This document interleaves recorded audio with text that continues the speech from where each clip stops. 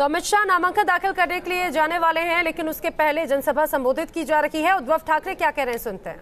आप में एक कैसी कोई बात है कि जो आप हमें बता सकते हैं, देश की जनता को बता सकते हैं? आपका नेता कौन बनेगा प्रधानमंत्री?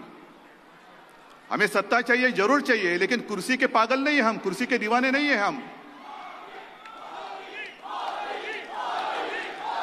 तो यही मैं आह्वान विपक्ष को देता हूं,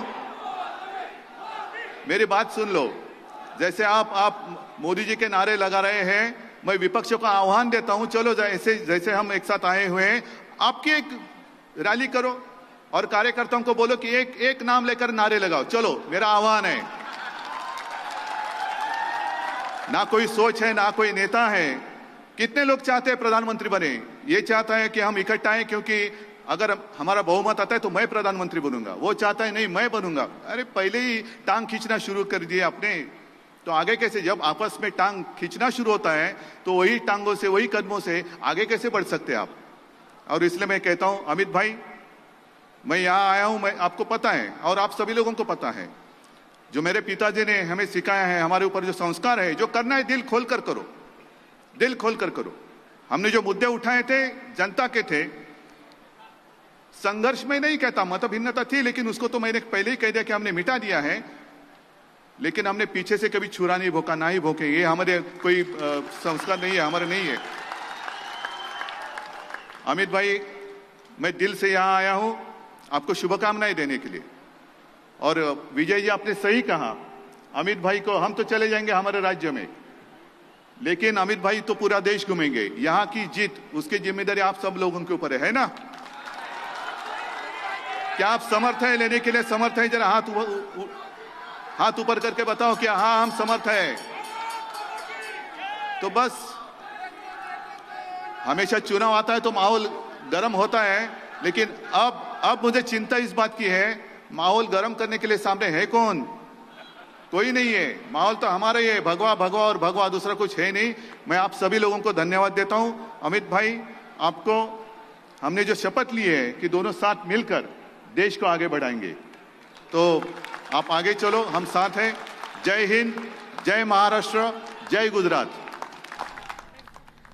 तो उद्धव ठाकरे को आप सुन रहे हैं। अब यहाँ पर अमित शाह को शुभकामनाएं दी, आगे के लिए बधाई दी, और सीधे सीधे निशाने पर विपक्ष। उनका कहना है कि विपक्ष में एकजुटता नहीं है।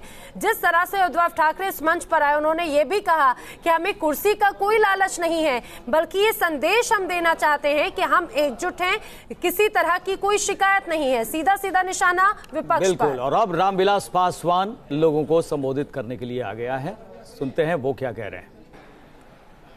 देश के महान नेता और यहाँ गांधीनगर से उम्मीदवार, हम सबके साथी नेता आदरणीय अमित शाह जी, भारत सरकार के होम मिनिस्टर आदरणीय राजनाथ सिंह जी, यहाँ के हमारे मुख्यमंत्री आदरणीय रूपानी जी, वरिष्ठ नेता अकाली दल के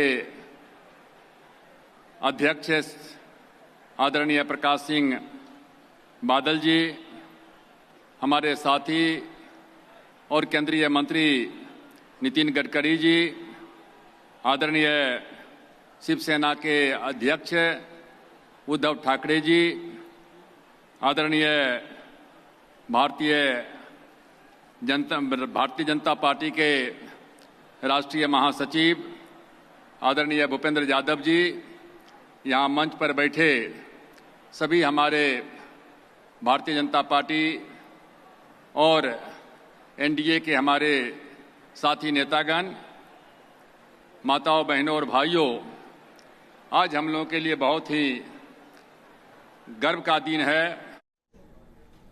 तो रामविलास पासवान यहाँ पर संबोधित कर रहे लोगों को गर्व का दिन बता रहे हैं, और एनडीए जीतेगा। सभी जो एनडीए के घटक दल हैं, जो नेता हैं, वो ये बात कहते हुए, और थोड़ी देर में रोड शो भी होगा। पल पल की तस्वीरें हम आप तक पहुंचाते रहेंगे।